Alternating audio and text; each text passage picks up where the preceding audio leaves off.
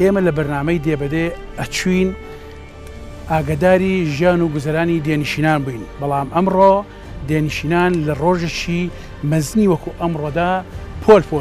دێن بۆ سەر ئارامگای نەوشیروان مستەفا. ئێمە لێرەوە لەسەر ئارامگای نەوشیروان مستەفاوە پەیامی دێنشینان ئەگوازینەوە. ئەگە نەوشیروان ئەو پیاوە بووە هەموو عالەمەی ناسێت چ پیاوێک بوو چ کەڵە پیاوێک بووە و هەموو عالەمە زانێت سەرکردەیەکی دەست پاکی داوێن پاکی ڕازگۆ بووە لە زمانەی کۆمەڵی ڕەنجەرانی کوردستانەکە کۆمەڵی دروستکردن خۆمایکە لەو خەڵکی کۆمەڵە بین کە ئەو کۆمەڵە بەو جوانیە و بەو ڕێک و پێکێک کۆمەڵی ساخست و ئیسش هەموو گەرمیان و هەموو وڵات و هەموو دنیا بۆی مەعلوم بوو ئەم پیاوە چ پیاوێک بوو. هەموو عالەمە زانێت ئەوەی لە خەمی دێنشینا بووە، ئەوەی لە خەمی چەوساوا بووە، ئەوەی لە خەمی هەژارا بووە، ئەوەی لە خەمی کاک نەوشیروان بووە.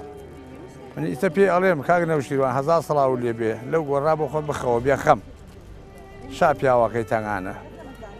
بەس دژمن بە مرگز شادە دەگڕی ڕێژوە زەمانە. کاک نەوشیروان هەرچەندێ وەسپی کاک نەوشیروانەکە هەرچەندێ باسی کاک نەوشیروان بکەین کاک نەوشیروان تەواو نایەبەوە. کاک نەوشیروان یەکێک لەو شا پیاوانە بووە کە شەل و کوێر و ئاغا و مسکێن و هەمی خۆزی خواستووە بەو پیاوە جێی شانازی و فەخری هەموو کورد بووە. ئیسەی قرار کاروانەکەی بەڕێکەین هەتا ئەیگەینە ئاوەتی هەمومان.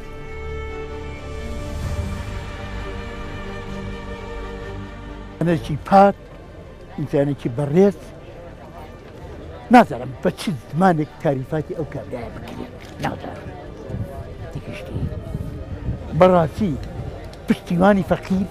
پشتیوانی هەژار پشتیوانی ئاوادانکردنەوەی دێهات بەڵام بەداخەوە زۆر بەداخەوە بۆ مەسوول لە بەڕێزەکانی کەمان بە حسابی نەوشیروان مستەفا بوویایە ئێستا کوردستان ئەبووە وەک باخچەیەکی بەهەشوا بوویایە نەک حیزبی بەعز بە شەق دێهاتەکانی داگرن بەڵام ئەمان بە سیاسەت کاوریان کرد.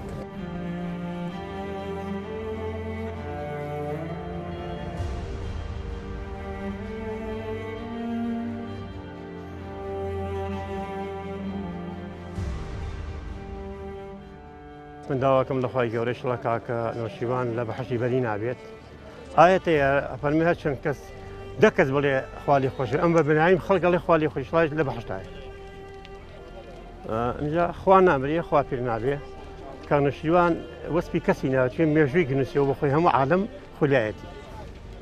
لەبەر ئەوە پیاوی بە کاک نەوشیروان نابێت زەحمەت. منەڵم کارەساتە لە کوردستان بۆ تەواوی عالەمی کورد بە تایبەتی لەسەر وڵاتە خارجیەکانیش هیوادارم ئینشەڵڵا خۆی ببەخشێت. کاک نەوشیروان پەیامەکەی ئاشتیە نامری هەتا ماوە ناپوتێت بێتە شەرمیە هەموو کەس مشت وەک ئەو بێت. اینجا کوردستانی ئازای زۆر تایە ئەمە دنیا بۆ کەس نامێنێت تەبێ ئاگای لە خۆیان بێت. ئەوە تا جەنابی کاک نەوشیروان فوتی کرد عەزیز محەممەد بەدوایە هەمووی شعرەکەی زۆر خۆشە ئەفەرمێ دەروازەی دنیا دائیمە وازن هەر ڕۆژپا یەکێ لە گیر و گازە وەکو عەزم کردی خوا نامرێ خوا پیر نابێ ئەکرەمینا جەمیعان. من یەک پەیامێکم هەیە ئەمەوێ ئەم پەیامەی نەوشیروان مستەفا ون نەبێ ڕێگای بگرین ڕێبازەکەی بەرنەدەین.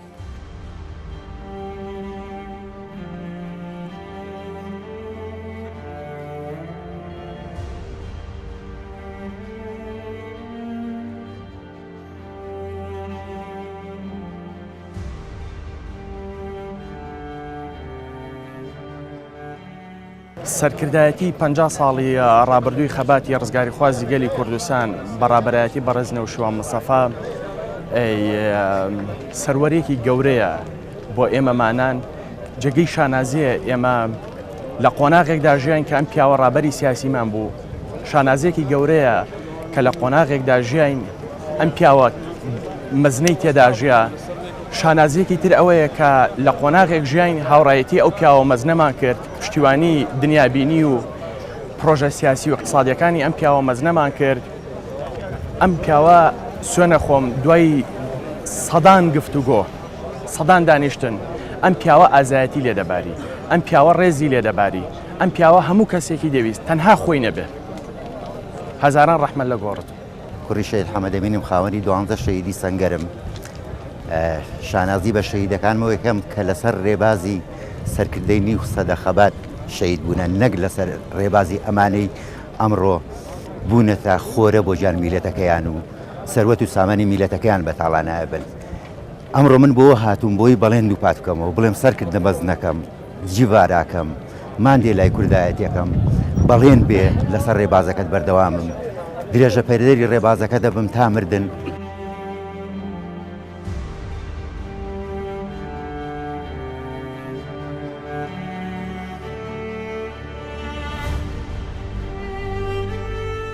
کاکنوشۆران بە حەقەت پیاوێکی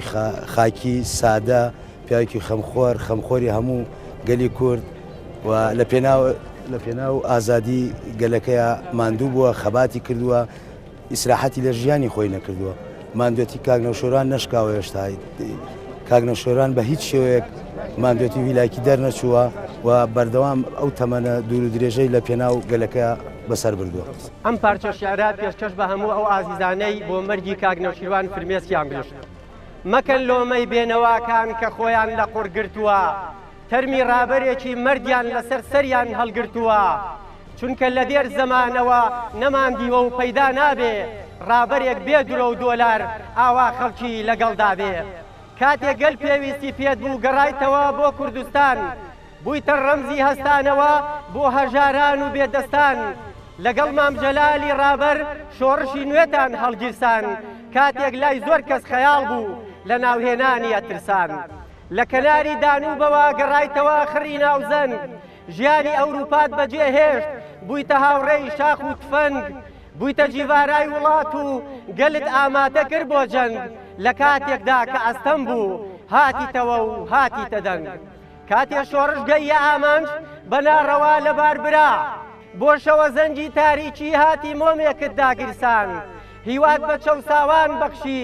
دز و گەندەڵکارت ترسان لەشکریان هێنایە سەرت سەدان جار دڵیان شکاندی سەبر و هیوات لە دەست نەدا تا بوویتە ماندێلا و غاندی. تۆ لە ناو دڵماندا زیندووی ئەی ئومێدی چەوساوەکان تۆ نامری تۆ نەمردووی ئەی کاک نەوشیروانی ڕابەر تۆ نامری تۆ نەمردووی. سپاسانەکەم سپاسانەکەم.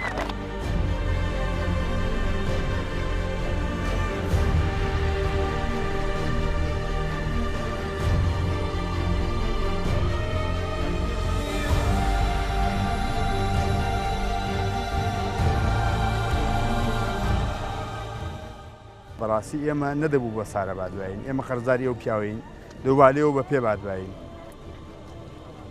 یعنی ئەو پیاوە ئێمە چەند جار سەردانمان کردووە لە سەرەتا لە دەیەکەی پرسیوە سەرەتا لە ئاوادانی دیەکەمان سەرەتا لە ئاژەڵداری بیانی دوایی لە کشتتوگاڵ دوایی خەڵکەکەمان داخوا زیاتر بەچەوە مەشغوڵە. هەمیشە ئەو پیاوەهانی داوین ئێمە بژێوی خۆمان لەسەر کشتتوکاڵ لەسەر ئاژەڵداری لەسەر شەکانی بەسوودن بۆ وڵاتەکە بنیاتی بنێین. بەڕاستی وەسبی ئەو پیاوەی نە بەزار دەکرێت نە بە نووسین دەنووسەرێ نە بە هیچ مێشکێک بۆ چوونی بۆ دەکرێت. نازانم ئێمە ئەگەر نەک سعاتێک و 2 سعات و ڕۆژێک و 2 ڕۆژ ئەگە تەواوی تەمەمان لە خزمەت ئەو مەزارەدا سەر بکەین ئێستا بە قەناعەتی خۆمان هەر پێمان کەمە. ئێمە لە حاجیاوە هاتوین بۆ سەر گڵکۆی پیرۆزی ئەو نەمرە شێعرێکمدا ناوە بۆ پاکی و خەبات و تێکۆشانی ئەو پیاوەی پێشکەشتان دەکەم. ئەڵە کاکەنەوە هەستەوە بیلبیلە و سۆمای چاوی باوەڕم باوەڕ ناکە کە تۆ لە ژیان نەماوی لە کوچە و کۆڵانی شار لە کام لووتکەی بڵندە دەچم لەوێ دەپرسم باڵات زیاتر بڵندە دەچمە سەر لوتی پیری و پڕبەدەنگ هاوارەکەم بانجی کەناری دانۆ و خڕی ناو زەنجێ دەکەم بانجی سەرگەڵ و نۆکان توتمێ و قاسمە ڕەش دەکەم تەماشای خان و قوڕی دەستکردی دەستت دەکەم بانجی ئازادی خوازی مێژونووسی کوردەکەم بانجی دامەزرێنەری شۆڕشی نوێی گەل دەکەم بانجی فەرماندەی بە کۆڵ کۆڕی کۆمەڵی دەکەم بانجی پارتیزانانی ژێر فەرمانی تۆ دەکەم بانجی ئەودا ڕێژەرەی ڕاپەڕینی گەل دەکەم بانجی خاوەن چاکسازی و گۆڕانکاریەکان دەکەم بانجی مامە پیرەکەی پشکۆمی خەمان دەکەم هەر لە زمانی مامەوە کاکەنەوە بانگ دەکەم هەستەوە شۆڕە سواری خەباتی کوردایەتی پڵنگی دوژ بە دوژمن نمونەی ئازایەتی لە دڵدا مەکۆی خەم بوو بە خەرمان چاو فرمێشتی ڕشت هەر وەکو باران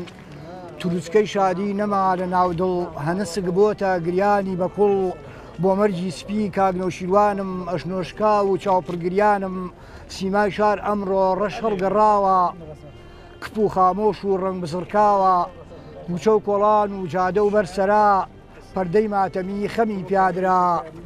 میلەت پەژارە و غەم دایگرتووە ئەڵەی خۆڵ و دۆی بەسەردا چووە کەسێ نابینی تروسکەی خۆشی تیا بەدی بکرێ دڵەی پڕجۆشی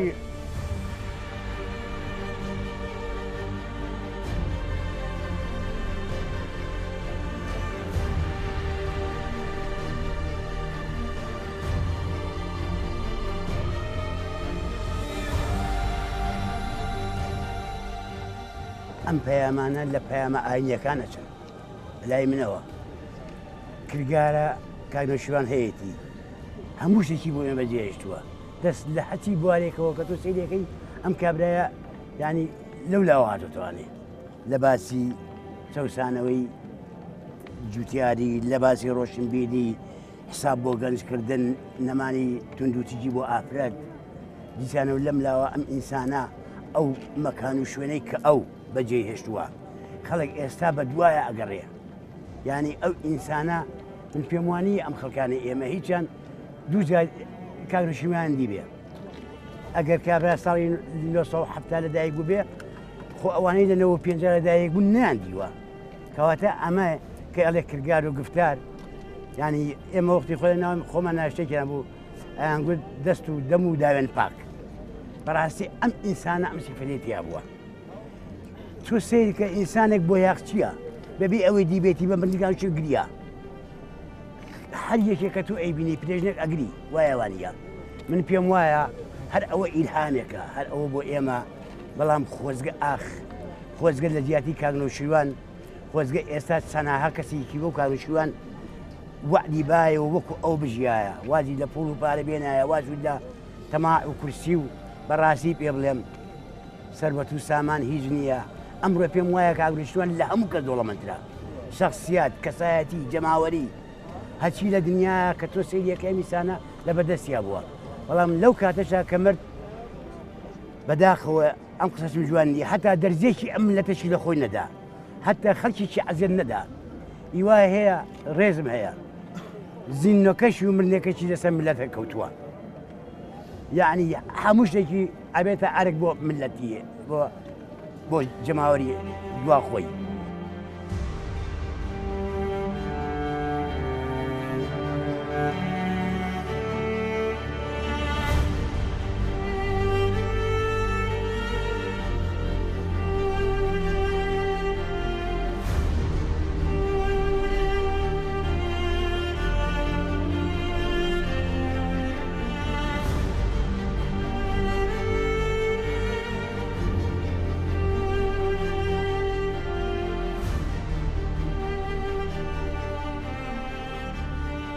نەوشیروان مستەفا ڕۆژی 19 پێنجی 2017 لەدایک بوو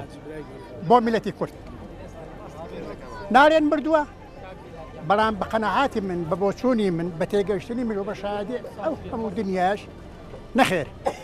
بۆ خۆی ڕاستە مرد وەکو نەوشیروان مستەفا وەکو جەستەی نەوشیروان مستەفا ئێستاوا لە گۆڕدا و لە 19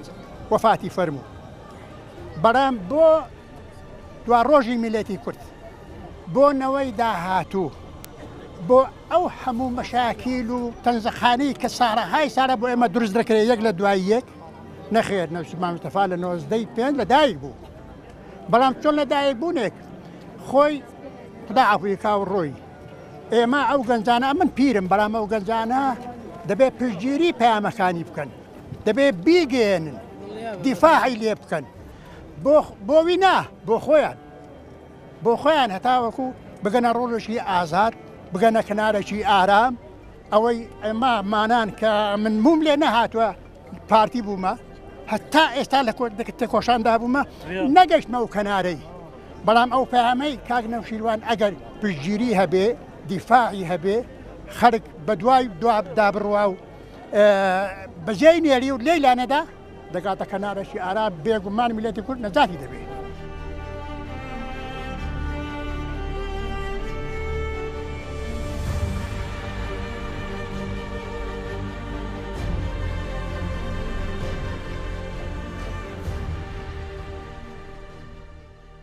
هەموو سەرکردەیەک ئەم پێناسەی بەرناکەوێت هەموو سەرکردەیەک ناتوانێت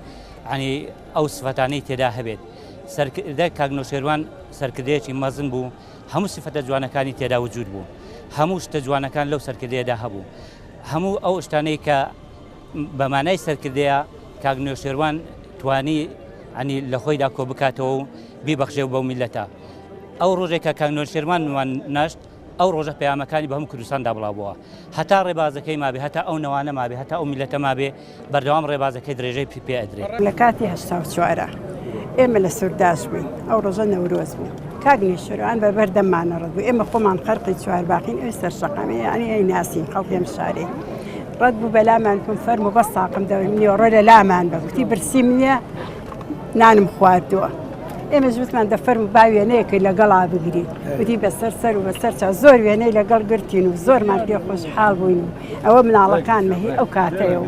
حەو مناڵم هەیە هەمویانم لەگەڵا بوو لەو کاتە ڕستمان ئەوە خۆم زۆریشمان خۆشەوە لە دڵمان شێ بریا من بووم وایە لە باتی ئەو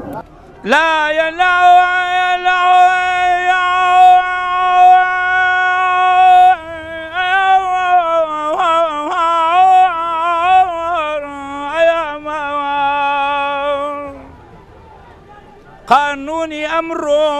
وەکو بەنی جاجاڵۆکەوایە بازاران پەپولەی ناوسک دەگرن زەردەواڵەیش بەرەڵایە لایە لایە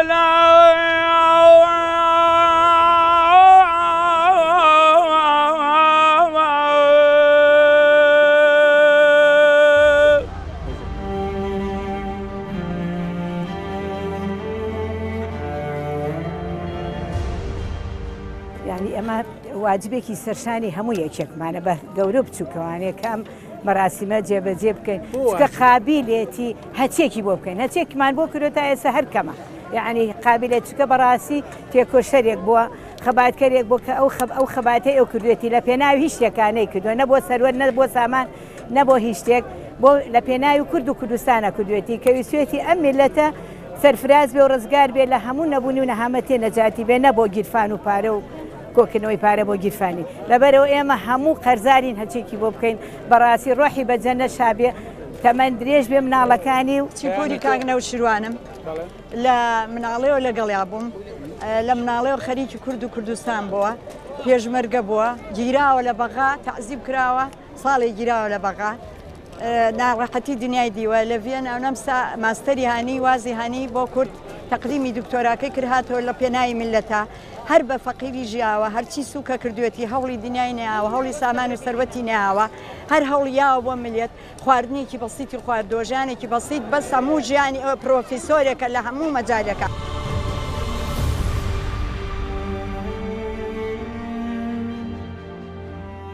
ئێمە لە قەندیلەوە هاتووین ئێمە لە بناری قەندیلەوە لە ڕانیەی ڕاپەڕینەوە هاتووین ئەو پیاوە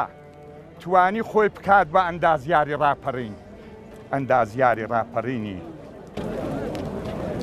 بە خۆی شاد کرد ئەو پەیامە بەڕێزەوە وەردەگرم ئەو پەیامە بەڕێزەوە وەردەگرم چەندان دارس کرد لە چوومەتە لای ئەو پیاوە لە ناوزەنگ لە قاسمەڕەش لە مەقەڕاتەکانی بناری قەڵاتووکان ئەو پیاوە پێش ڕاپەڕی کە کەس بڕوای بەو ڕۆژە نەبووە ئەو دەیوت دەبێ دێهاتەکانمان چۆن ئاوەدان بکەینەوە ئەو کات پەیامی چۆن بوو دەیگو دەبێ دێهاتی هاوچەرخ دروست بکەین چەند دێگایەک لە شوێنە کۆ بکەینەوە هەم لە ڕزوباگەکانیان لە کردوکێڵەکانیشیانی لێگوت خەستەخانەی هەبێ مزگەوتی هەبێ نەخۆشخانەی هەبێ پۆلیسی هەبێ بۆی هەموو شتێک ئامادەکاری بۆ بکەین ئەوە پەیامی ئەو پیاوەی بوو ئەو کابرایە ڕێبازێکی داناوە یعنی ڕێچکەکی دامەزراندووە بەنەمانی ویش و خۆشی دەی فەرموو بەنەمانی میش و بەنەمانی چەند سەرکردەیەکیش و چەند خەڵکیش کە بستە ئەولا ئیزبان و ئەولاو ئەو ڕێبازە ڕێگای خۆی گرتووە ڕشکەی خۆی گرتووە قەت کۆتایی نایە ئەو پەیامە پەیامێکی زۆر ئەنی ئەو بەرنامەوی داینەوە بەرنامێکی جوانە هیچ کەس لەبەر خاتری پوڵ و پارەی نەهاتوو بۆ ئێرە گەرمایی دەبینی تینواتی دەبینی ناڕەحەتی ماندووبوون هەمووی لە خۆشەویستی کاگنەوشیروانە چون سەرکردەیەکی خاوێن بوو تەنانەت بلوزی پێشمەرگاتش هەردەبەردا بوو وەکو کابراایکی ساڵە دەژێت بۆ کۆچی کاگنێوشیروان لە بەرواری 95 بوو کاتژمێری هەشتی بەیان هەواڵێک وەکو هەوری ڕەش پۆشی ئاسمانی کوردستان ئەم هەواڵە وەک بوو لەرزا هەژاندی دڵی تاک بە تاک کۆچکردنت کاگنێوشیروان هەمووی کردین مات و خەمناک نیو سەدە بوو لە خەباتە دەی بڕی ڕێگای پڕکارە سات خۆشی دەویست لە ناخەوە بست بە بستی خاکی وڵات 50 ساڵ کردت تێکۆشان بۆ ئازادی و دیموکراسی خوێنکاری خوێندنگای تۆنە هەزاران بیرمەند و سیاسی کانیاوەکانی کوردستان فرمێسکی خەم بۆت دەڕێژن چونکە ئەوانیش وەکو تۆ ساف و بێگەرد و حەق بێژن بڕوانە لە چیای قەندیل ئێستا مات و تەعزیەبارە بۆ ئەو هەڵۆ بەرزەفڕەی چاوی لە بەرزی و کۆسارە دار و دەوەنی وڵاتم لق و پۆپیان ئاڵۆسکاوە وا پەشێ و ماتەمینن ڕەونەقی جوانیان گۆڕاوە هەر کەس بیری کووردا نەبێت بۆ کۆچی تۆ دڵگیرانە ورە بەرز و پۆڵاین بووی سەرکردەی ڕۆژی تەنگانە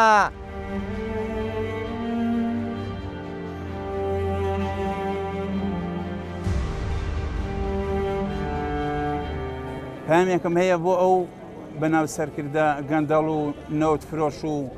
ئەوانەی کە ڕوبعەموچیان داهێنا و ئەوانەی سامانی سەرزەوی و ژێرزەوی ئەم وڵاتیان بە تاڵان فرۆشت و دۆڕانیان و ئەم میلەتیان بەم حاڵە هێنا یەک پرسیار لە خۆیان کەن تەنها پرسیارە لە خۆیان کەن بڵێن ئەمە چ سڕێکە ئەمە چ سڕێکە بۆ ئەم سەرکردە ئەکرێ بۆ ئەم کاگنەوشیروانە پرسیار لە خۆیان کەن بڵێن ئایا گەر ئێمەش بمرین ئەوەمان بۆکەت بۆ ئێمەش نەوەڵا بۆیان ناکرێت بۆ کەس ناکرێت دیارە کاگنەوشیروان کە وەفاتی کردووە کاگنەوشیروان ئێستا لە گۆڕدایە بەڵام کاگنەوشیروان پەیامە جوانەکانی هەمووی لە سەرزەوینە ئەم خەڵکەی کە لێرەکانە خڕبوویتەوە بەڕاستی پەیامەکانی کاگنەوشیروان بەجێی خۆیان ئەگەیەنی ئینشاءالله کاگنەوشیروان میراتی بۆ ئەو هەموو گەنجە جوانە بەجێهێشتووە کەس زاتی نەدەکرد کاگنەوشیروان ژێرخاتکە بەڵام خودای گەورە زاتی بەوانەدا کە ژێرخاچی کەن بە ئەوانش تێبگەن کە خودای گەورە زات بەوانە دەدا ئەوانی ژێرخاک بکە وێنەیان نابێت لە ناونەتەوە کاگنەوشیروان و ئاپە و پێشەوە کاگنەوشیروان وەکو حەقیقەت ئەگە دەچوێت لای دووشتی لێ دووەردەگرت یەکەمیان هەست دەکرد پیاوێکی زۆر گەورە و لە هەموو بوارەکان پیاوێکی ینی فراوان بەگشتی لە ڕووی زانستەوە لە ڕووی معریفەتی گشتی لە ڕووی فەرهەنگەوە لە ڕووی ئەوەی کە وەکو کەسایەتێکی بەهێز جیاوازێکی هەبوو لەگەڵ هەموو کەسانێک کە من دیتونم جیاوازەکەی ئەوە بوو هەر کەسێک چوو بالایی هەستی بەوەی نەدەکرد کە کەسێکی کەمە بۆ خۆی بۆ خۆت هەست بە گەورایەتی دەکرد لە هەمان کاتیش کاگنەوشیروان بۆ خۆی کەسێکی یەکجار زۆر گەورە بوو بەڵام ئەستی پەیامی کاگنەوشیروانی گرنگی لەوەیدا لە کوردستان من بۆش بە ئاڵی خۆم فەقێ بووم بوومە مەلا ئێرانم دیتووە ئاوارەیم زۆر دیتووە لە گوندان مەلا بووم لەگەڵ ئاغا و شێخ و مەسئولەکانی کوردستان زۆربیانم دیتووە بەڵام یەک جیاوازی کاگنەوشیروان لەگەڵ هەر هەمویان لە ڕووی کەسایەتیەوە ئەوە بوو کە کەسێکی زۆر سادە لە ڕووی تێکەڵاوی کۆمەڵایەتی بەڵام لە ناخدا پیاوێکی زۆر گەورە بوو چونکە ئەو پەیامەی کاگنەوشیروانی بەتایبەتی لە دوای 2007 گەورەترین پەیامی کاگنەوشیروانی ئەوە بوو تەلەسمی ترس و تۆقاندنی لە کوردستان داشکان ئەم شیعرە لە یادی چلەی سەرکردەی مەزن سەرکردەی کورد باوکی هێژاران کاگنەوشیروان نووسیومە و پێشکەشی یەکەم بە ڕۆحی پاکی کاگنەوشیروان و هەموو گۆڕانخوازان هیوادارم بە دڵتان بێ ئەڵێ ئیم شەو وڵاتم هەمووی خامۆشە دانیشتوانەکەی گشتی ڕەشپۆشە هەر خۆی شەوێکی شوم و ناخۆشە هەر کەسێ کۆچی کاگنەوشیروانی پێخۆشە چوار کەس دەرناچێت لە عەقڵ و هۆشە یا نەوت فرۆشە یا خاک فرۆشە یا خۆ فرۆشە یان عەقڵی بۆچ و نەخۆشە